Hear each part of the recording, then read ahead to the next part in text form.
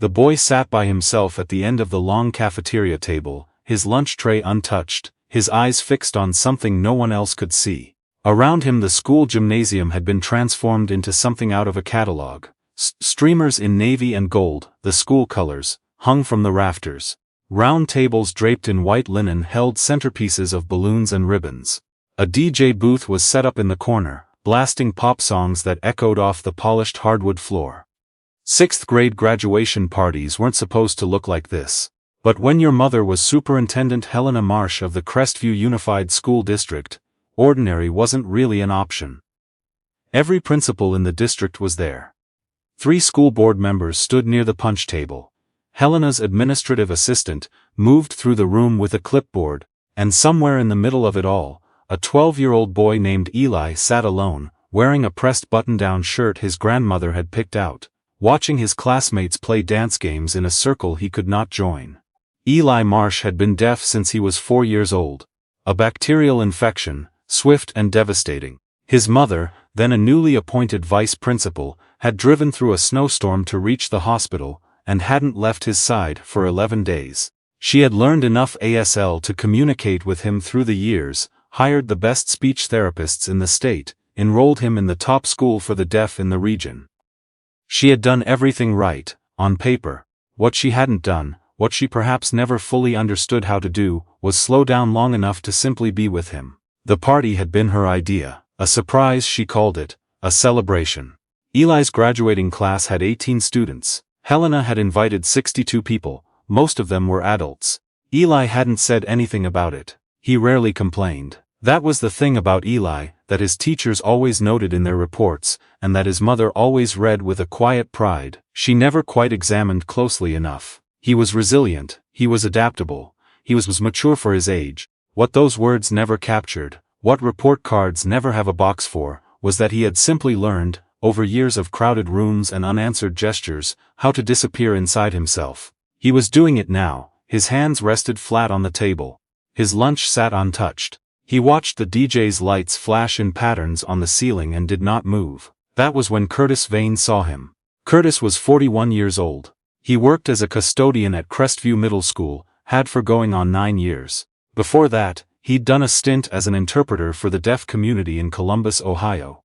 A career that had ended abruptly when his wife, Dana, was diagnosed with stage 3 ovarian cancer. He had come home to Crestview to be closer to her family, taken whatever work he could find, and stayed even after she passed, because their daughter Marisol was 9 at the time, and uprooting her again felt like one loss too many. Marisol was now 14. Curtis showed up to every one of her track meets, every school play, every parent-teacher conference, in his good flannel and work boots, doing the best he knew how. He wasn't supposed to be at the party. He'd been asked to set up the folding tables that morning, and one of the balloon arches had come loose from its anchor near the gym entrance, and he'd come back in quietly to fix it without making a scene. He was almost done when he looked up and saw the boy. Curtis had spent years watching children. In his interpreter days, he had learned to read a room by its body language, before he ever heard a word spoken. Who was comfortable, who was isolated, who was managing something invisible behind a polite expression. That skill had never left him, and what he saw in Eli Marsh, across a gymnasium full of people who were somehow entirely unaware of him, was a child who had gone somewhere no adult in that room had thought to follow. Curtis set down the zip tie he was holding. He crossed the gym floor slowly, the way you approach something fragile. He stopped a few feet from Eli's table and waited until the boy looked up. Then he raised both hands and signed, simply, "Mind if I sit here?" Eli blinked. His eyes went wide, then narrow, assessing. Then he signed back, "You know us, SL." Curtis pulled out the chair across from him and sat. "Little bit," he signed. "Enough to get in trouble." Eli's mouth twitched. Not quite a smile, but something. For the next 10 minutes they talked in signs and occasional written notes on the back of a paper napkin. Curtis asked about Eli's plans for summer. Eli asked what Curtis did. Curtis told him about his interpreter days, about Columbus, about Dana. The last part surfacing naturally, without drama. The way it sometimes does when you're talking to someone who knows what it is to navigate a loud world in relative silence. Eli listened in a way that children rarely listen to adults, with his whole face and his whole body, leaning forward slightly over his untouched tray. From across the room, Helena noticed. She had been mid-sentence with the district's head of curriculum. Something about budget realignment for the coming school year, when she caught movement at the edge of her vision. A man in work clothes, sitting across from Eli. Her first instinct was professional. Who is that? Why is he seated at a student table? Should someone redirect him? She held up a polite finger to the curriculum director, and turned slightly to get a better view. And then she stopped, because Eli was signing. Not careful, slow, effortful signing.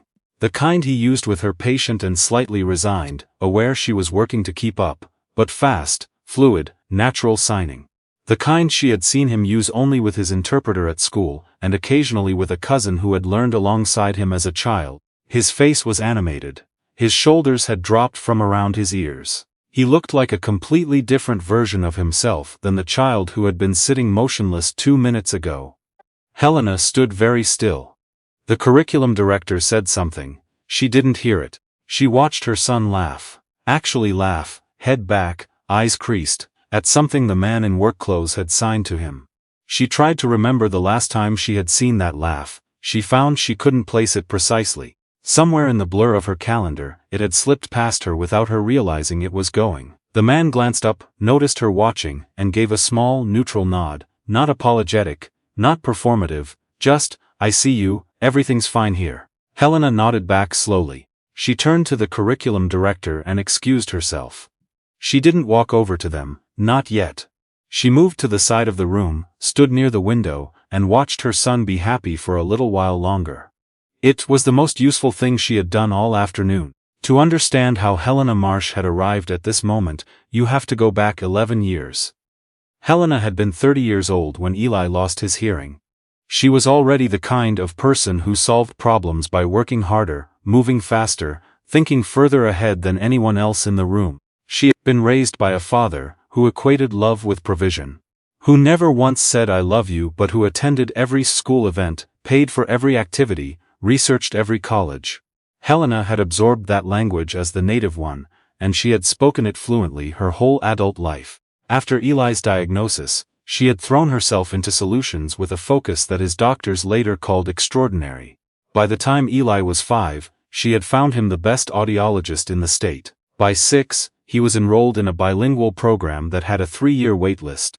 By 8, he had a full-time interpreter, adaptive technology, and a circle of teachers who had been specifically vetted for their experience with deaf students. Helena had made sure of all of it, scheduling it and funding it and following up on every detail, while also rising through the school district administration, with a discipline that her colleagues respected and sometimes feared. She told herself she was doing it for him, and she was, genuinely, with everything she had. She had simply never fully examined whether what she was giving him was what he actually needed most. Eli's father had left when Eli was 6, not cruelly. He wasn't a bad man. He was a quiet, overwhelmed man who had fallen in love with a woman of extraordinary energy, and found, after a few years, that he couldn't locate her inside the machine she had become. He moved to Portland, called Eli every Sunday on video relay, sent birthday checks, and felt guilty about it for the rest of his adult life. Helena did not speak badly of him to Eli. She also did not speak of him much at all. What Eli had grown up with was a mother who would do anything for him except slow down, who signed with him at the dinner table, with the careful concentration of someone completing a language exercise, who booked experiences, museums, trips, workshops, summer programs, that were educational and enriching and faintly exhausting, because Helena's love language was always the calendar, who smiled at him across crowded rooms, the way you smile at someone you care about from a distance, when the distance has become so routine you've stopped noticing it. He loved her, she loved him. There was no question about that on either side, but somewhere in the noise of everything she had built around him, she had lost track of the small, quiet space where he actually lived. The party started winding down around 4 in the afternoon. School board members drifted out. The DJ began packing up equipment. Helena's administrative assistant appeared at her elbow with 2 things requiring her signature. She signed them. She looked up, and Eli was still at the table with the man. Though now they had been joined by 2 other students, a girl named Priscilla, who was hard of hearing and had been in Eli's class for 2 years, and a boy named Terrence, who apparently knew some ASL from his older sister. The four of them were doing something with a stack of napkins that seemed to involve a game, the rules of which Helena could not determine, but which appeared to require increasingly elaborate hand signals, and was producing a great deal of noise and laughter. Helena handed the clipboard back to her assistant and walked across the gym. Curtis looked up as she approached. He started to stand. "Don't," she said. Then, because that came out with more force than she intended, she added, "Please, I don't want to interrupt." He settled back. She pulled out the chair beside Eli. Eli looked at her, the quick appraising look she had come to recognize as his baseline calibration, checking whether her presence meant the fun was about to end. She picked up one of the spare napkins from the table. "Teach me," she signed. "How do you play?" Eli stared at her for a moment. Then slowly the corner of his mouth moved. He leaned forward and began explaining. She got the rules wrong 3 times. The 4th time, she did it wrong on purpose, because the look on Eli's face when he caught her mistake, exasperated, fond, unable to help himself, was something she wanted to sit inside for just a moment longer. Curtis watched this without comment, the way a person watches something that is not his to narrate. After a while, when the other 2 kids had drifted off to say goodbye to classmates, Helena looked across the table at him. She said thank you. She said it the way people say it when they mean something other than thank you. When they mean, "I see what you did, and I know what it cost you nothing, and what it cost me everything to have been the one who needed to see it." Curtis said it was no trouble. He meant it. She asked him how long he'd been at the school. He told her 9 years. She asked if she could ask why he'd left interpreting. He told her the short version: Dana, Columbus, Marisol. Helena listened without her clipboard, without her phone, without the forward-leaning posture she brought to every professional conversation. She just listened. "She sounds like she was remarkable," Helena said. "She was," Curtis said. She also would have hated being called remarkable. She just did what she thought was right. Helena looked at Eli, who was watching the DJ pack up the last of his gear, with the calm focus of a child who finds equipment interesting. She thought about what doing what was right actually looked like, when you stripped out everything that was actually about you. The planning, the proving, the relentless forward motion that felt like love but was also, honestly, partly armor. She didn't say any of that. Some realizations are private at first, like something tender you're not ready to put weight on. She thought it, and it stayed. The weeks after the party were not dramatic. There was no single conversation, no tearful breakthrough, no moment Helena could have edited into a clean narrative, for anyone who asked how things changed. What happened was quieter and more durable than that. She started leaving work at 5:30 on Tuesdays and Thursdays. Not because she had finished everything. She never finished everything. But because she had decided that Eli's standing practice of watching nature documentaries on Tuesday evenings was something she wanted to be present for. The first time, she sat down on the couch next to him, and they watched in companionable silence, signing occasional commentary about the animals on screen. He seemed mildly suspicious of her presence. By the 3rd week, he had started saving the ones he thought she'd find interesting. She called his interpreter, a woman named Dr. Reyes, and asked her directly, "What does Eli need that he isn't getting?"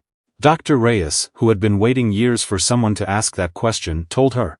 Helena wrote it down. She did not defensively justify any of it. She thanked Dr. Reyes and then sat in her car in the school parking lot, for several minutes doing something she hadn't done, since Dana's diagnosis became real to her. She just sat with the discomfort of knowing, you've been missing something important, without immediately converting it into an action plan. She didn't always get it right after that. She was still Helena, still scheduled, still ambitious, still inclined to solve emotional problems with logistical solutions. But she began to catch herself. She began to notice when Eli's face went quiet and inward, and instead of assuming he was fine because nothing was explicitly wrong, she started sitting down next to him and asking. In signs, slowly at first, then faster as Sanspot, and her fluency, real fluency not exercise fluency, began to return.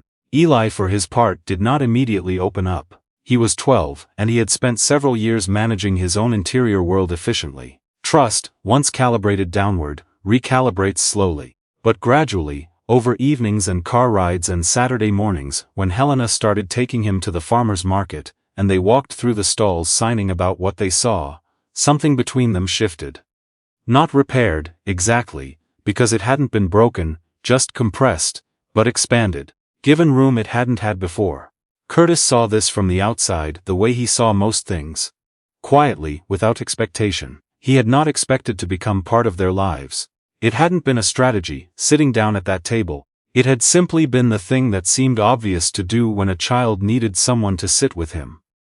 Curtis had spent enough years learning to read the invisible language of people managing alone, that the instinct had become reflexive. But Eli started stopping by the custodial closet near the gym on his way out of school.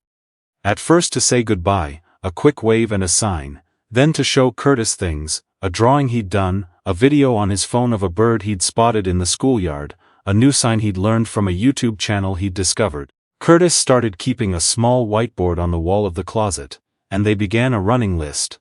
Words and phrases they traded, Eli teaching Curtis the technical ASL signs he didn't know. Curtis showing Eli the older, regional signs he'd picked up from deaf seniors he'd worked with in Columbus. Helena showed up one afternoon to pick Eli up, and found him and Curtis in the middle of what appeared to be a heated debate, conducted entirely in signs, about whether a particular bird they were both looking at on Eli's phone was a cedar waxwing or a bohemian waxwing. She stood in the doorway, for a moment watching them. Curtis noticed her first, and his expression shifted to the mildly cautious one of a person who is aware he's technically on the clock. She waved him off and watched them settle the argument. It was a cedar waxwing. Eli was right, Curtis conceded with exaggerated humility. Before she stepped in, she asked Curtis if he'd ever been to the nature preserve out on Route 9. He hadn't. She said Eli had been asking about the bird observatory there, and that she'd been meaning to take him. She said it the way you say something when you are inviting someone along, without quite saying you're inviting someone along, leaving him room to decline without awkwardness. He didn't decline. That Saturday, the three of them drove out to the nature preserve in Helena's SUV.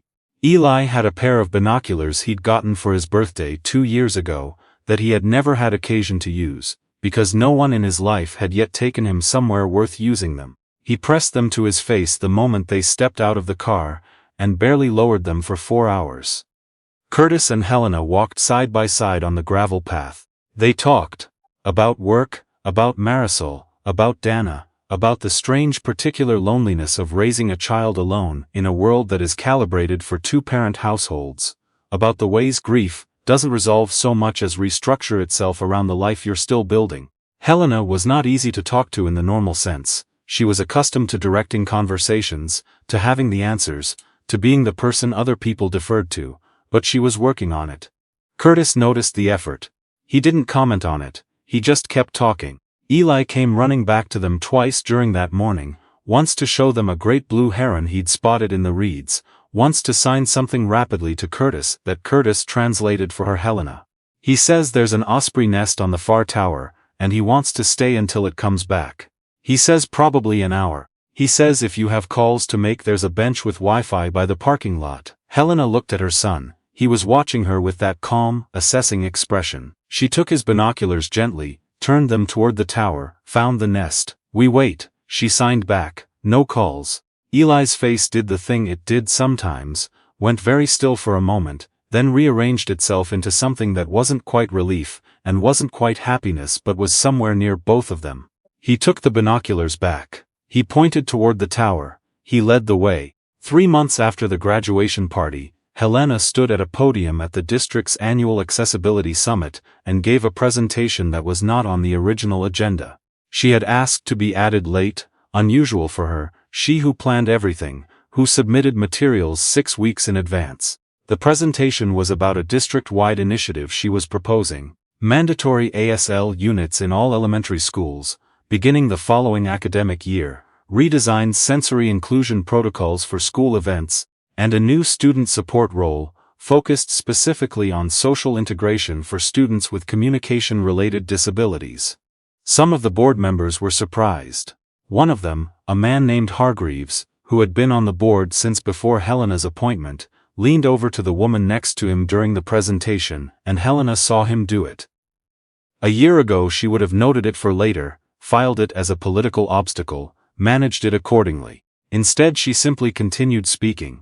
After the presentation, a teacher named Miss Okonkwo from East Side Elementary came up to her. Miss Okonkwo taught 3rd grade. She had a student in her class who was hard of hearing and had spent the year feeling only somewhat included and mostly patient about it. She said, "I've been trying to get someone to listen to this for 2 years. Helena said, "I'm listening now." She meant it differently than she had once meant similar professional phrases. There was a distinction. Small, internal, largely invisible to anyone watching, between listening as a managerial competency and listening as an actual practice of setting down what you already think and making room for what you haven't yet heard. She was still learning the difference, but she was learning it. The second summer after the party, Eli turned 13. Helena did not book a venue, she did not invite board members. She texted Eli's 4 closest friends. All of them from the school for the deaf, 2 of whom she had never actually met in person, which told her something she sat with for a little while. And asked what Eli would actually want to do. One of the friends, a girl named Bex who communicated primarily in rapid-fire text and occasional voice notes, wrote back, "He wants to go kayaking, he's been watching videos about it for like a year. He thinks you'll say it's too dangerous but he really wants to." Helena stared at the message for a long time. Then she texted back, "Kayaking it is. Can you come?" On a Saturday in late July, 5 kids and 2 adults launched kayaks off the dock at Weston Lake State Park, under a sky that was the particular deep blue that only happens in July in the Northeast, the kind of blue that makes you feel like the world is clean. Eli was in the second boat from the left. Curtis was next to him, both of them paddling at approximately the same level of competence, which was to say, not much, and signing things to each other with one hand when they could manage it, which kept nearly capsizing Curtis's kayak, which delighted Eli enormously. Helena was in the last boat. She paddled steadily and watched her son ahead of her, his dark hair catching the sun, his hands moving between his paddle and his signs, his face open in a way that she was only now learning to read as his actual default state, not the managed interior version she had known for years, but this, unguarded, unsupervised by whatever caution a child develops when the people around him are too busy to really see him. She thought about the cafeteria table, about the untouched lunch tray, about standing at the side of the gymnasium, watching a custodian, she had never noticed in 9 years, sit across from her son, and make him laugh. She thought about what it costs to be the person who is always providing, and never quite present.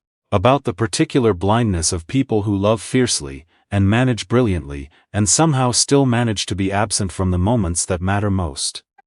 She thought about Vane, whom she had never met, who had apparently just done what seemed right. She thought about how the distance between doing what seems right and doing what is right is sometimes nothing more than the willingness to stop and look at who is sitting in front of you. Eli turned around in his kayak. He signed, with some difficulty given the paddle situation, "Mom, look, heron."